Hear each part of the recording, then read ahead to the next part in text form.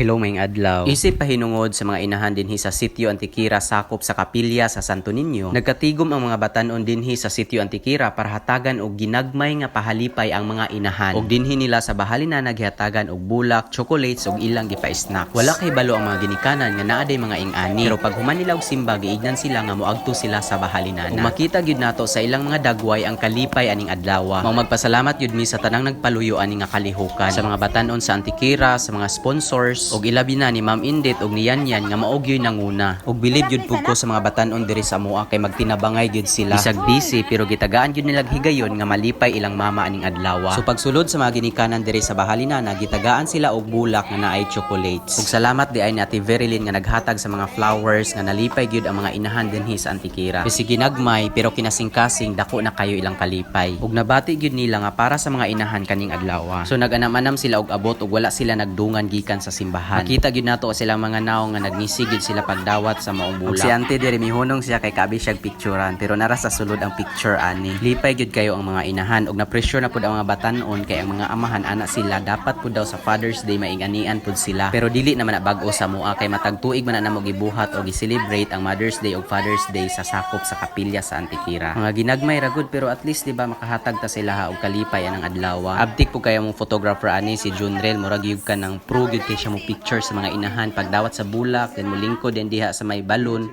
So iyang picturean kay para at least na ay remembrance ani nga adlaw. Samtang nagpaabot nga maabot ang uban inahan gikan sa simbahan, so ang uban pag humag picture moadto din diha sila sa bulakan. So nagpicture sila og nagpa-tarp man pud siya niyan para at least na ay mapicturean ang mga inahan nga moadto didto sa bulakan. Kay ganahan biya gyud ng mga mama nato og mga bulak. So amo silang gipasulod diha sa bulakan sa bahalinana. So kani naabot na pud ang uban. Bisan og daghan-daghan ni sila mga inahan pero nasubrahan biya pud ang mga bulak. So ang uban gipanghatag namo sa mga silingan. Nga wala miadto sa simbahan o paghuman og simba dinha sa bahalinana. Mga gwapa gyud kining mga inahan sa Antiquira, ana pa sila magpasiksig gyud ta oy kay para di ta mailhan nga inahan. Bitaw gipangandaman gyud nilang adlaw kay adlaw biya ni sa mga inahan. So kani nangabot na silang Ate Juan, Ate Susan, silang Maninay Alma, si Rose, si Nanay Virgie, si Ate Tata, og si Ate Lalang, og si Ate Lami. Ug halusaan ni nila suportado gyud guys sa bahalinana kay tanang post sa bahalinana ila gyud nang i-share diha sa social media. Mong salamat kayo sa akong mga silingan nga mga inahan dinhi nga suportado ang bahalinana. Kani pod miabot na pod si Auntie Mercy ug kauban iyang mga apo. Ug kani pod si Ate miabot di gyud na siya magpaulahi. Smile gyud na siya nagdawat sa chocolate. Dayon ang pinakaulahi miabot si Ate Yuyoy kay murag siya na lang siguro na ulahi ani kay ang uban na naman sa sulod.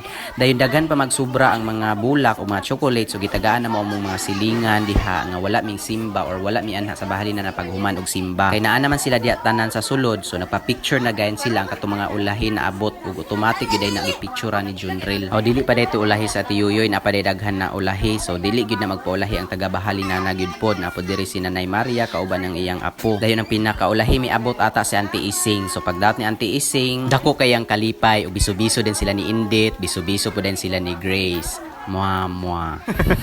Wala na gid ko ma-voice over ani. So moto naganhan na sila sa bulakan, then nagpa-picture na dayon ang mga mama. Dayon ang mga batan-on di gyud pud na sila magpaulahi kay daghan magsubra nangayo sila ni Indit, ana sila ti Indit mangayo man ning chocolate kay daghan man og sobra. So gyatagan ra sila kay daghan man gyud bitaw gyud og sobra og dayon ang katong mga batan-on pod gipasnakan sila sa mga nagdumala. Murag lalom ra kayong dumala nga word. Pero murag gilibrihan sila ni Yanyan og ni Indit. So pag human og picture dia sa balon o digto sa kanang bulakan para naihandumanan ang adlaw nangaon na din sila kay naandam naman pud ang mga snacks nga gi-prepare o giandam nilang yan nilalay o kinsa patong na dito sa kusina nag-prepare anang adlaw. So mao to nakapanila pra pud biya ang mga inahan nalipay ra pud sila nga nay mga ing-ana nga gipahigayon og gibuhat sa mga batan-on sa Antiquira. Mga hibalan man gyud nato nga nalipay gyud sila ani kay banha kay sila sige silag pangatawa ug nalingaw ra sila tinusloan ng chicharon didto sa suka bahalinana. Mga sobra pud siguro sila isa ka oras diya sa bahalinana kay nangaon pa man sila. Dahil pagkahuman nagbabay-babay na din sila ug pasalamat sila sa mga sponsors kanang mga naa sa Japan diha. Salamat daw ug sa tanan nga nagpaluyo ani nga higayon or makuan jud matagaan jud og pahalipay ginagmay ang mga inahan. Sumora to daghang salamat o ginahot ang tanan makapanilap.